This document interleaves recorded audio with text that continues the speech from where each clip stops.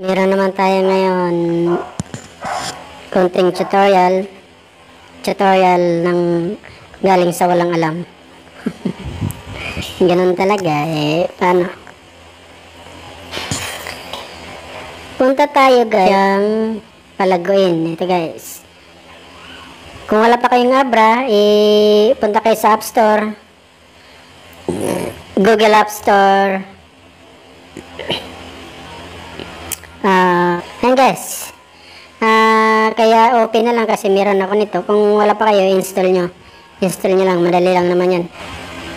Ayan guys, ang laman ng wallet natin ay ito, yan, 1,746.21 pesos. Yan guys, yung pera na yan, pinaghati-hati ko yan sa apat na hindi lang pala apat, marami siyang currency na nandito na cryptocurrency. Yung ano guys, yung 676 nilagay ko sa Bitcoin. Look guys magkano value ng Bitcoin ngayon is 1.28.076 million pesos at tumaas siya ng positive 2.71%. Tapos linagay ko rin yung iba sa Litecoin na tumaas din siya ng positive 7.45. Ito logi ako dito, pag pula logi. Ito dito sa Geocoin logi, XLM logi din dito. Uy, tumaas ako dito, tubo to.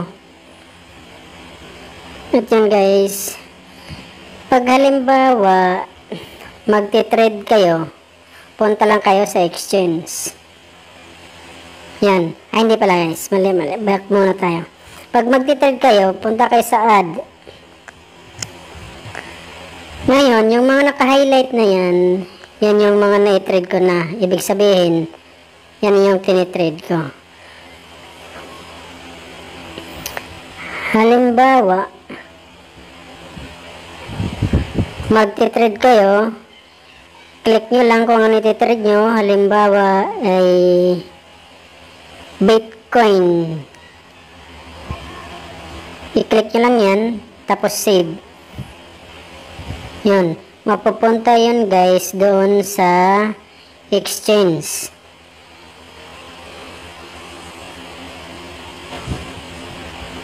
Saan ba yan?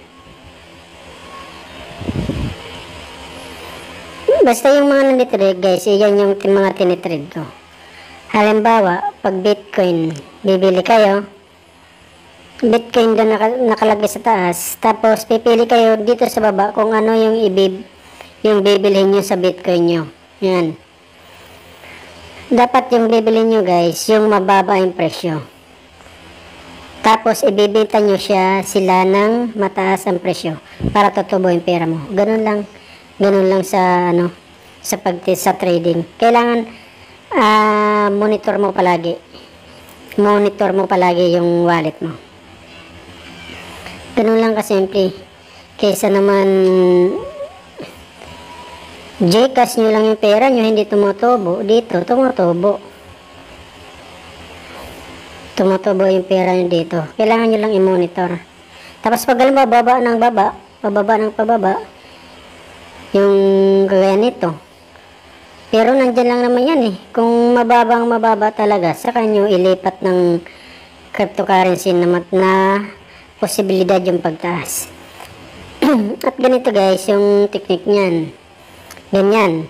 Tingnan mo yung graph ng Bitcoin, pataas ng pataas, bumababa lang siya ng bahagya, pero pataas pa rin ng pataas.